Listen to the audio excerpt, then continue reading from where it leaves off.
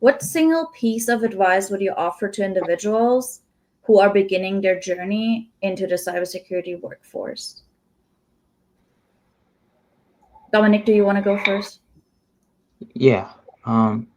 Kenneth touched on it earlier. Find your why. I understand everyone gets into cybersecurity for different reasons. If you're getting into it for the money, it's okay. Don't let somebody tell you that it's not, because obviously there's good pay, but just know that you may not be that may not be enough to keep you like fulfilled long term. So I always say before you dive into any studying, any purchasing courses, or just anything of that nature, take the time to really figure out why you want to be in this field. I kind of sometimes consider cybersecurity like boxing, where it's a lonely sport, especially when you're in the beginning and you're trying to self-teach yourself a lot of things. And like we said, if you don't have that mentor or that coach, it makes things a little bit more difficult, but you could still do it. So definitely take the time to understand like why you want to get into this industry, because that specific why is what's going to get you through those tough moments, those early mornings, those late nights, those days where you're on Try Hack Me and you can't figure out how to solve the hacker box or whatever you want to call it. But I would always say make sure you find that why, and that's what's going to push you through at the end of the day. I would say for me, back towards my first point, is be willing to do what others are not willing to do to reach your goals, right? The key part about that is understanding what goal is actually worth it, right? You may find out on your path to cybersecurity, okay, I don't really like this as much, and I don't want to put in the type of effort for it because it doesn't mean that much to me. That is okay. That's fine. You can choose something else. That's perfectly fine, right?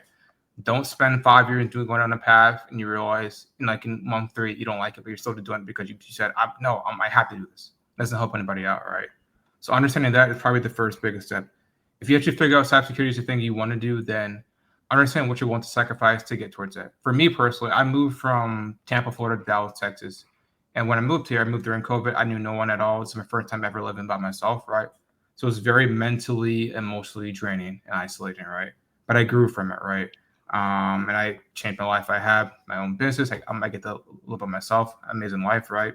So making that decision was able to change my life because I'm willing to move when a lot of people were not willing to move, right?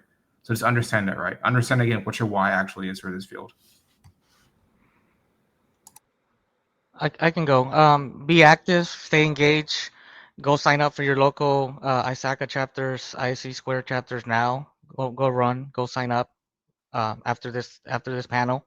Um, get on LinkedIn, spruce up your profile, start engaging the right way.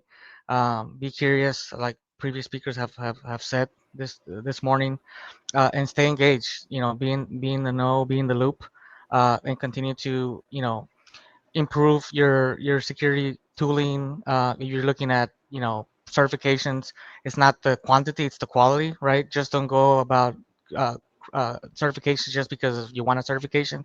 Understand that how that certification is going to make the most use for you and your career and your aspirations, and that's going to tell a better story.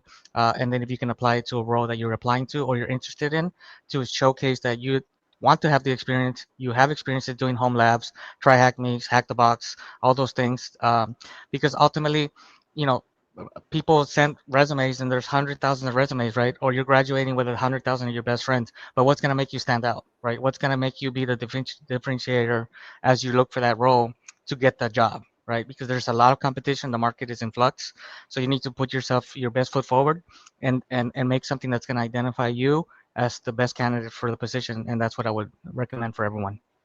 Thank you. Yeah, I like stay curious.